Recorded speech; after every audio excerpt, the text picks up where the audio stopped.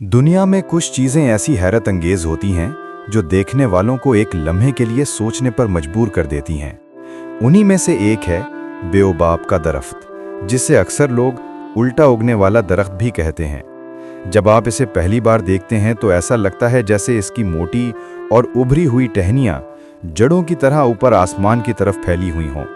यही वजह है कि इसे दुनिया का अजीब व गरीब तरीन दरख्त भी कहा जाता है। ये कदीम दरख्त अफ्रीका, मेडागास्कर और ऑस्ट्रेलिया के कुछ हिस्सों में पाया जाता है।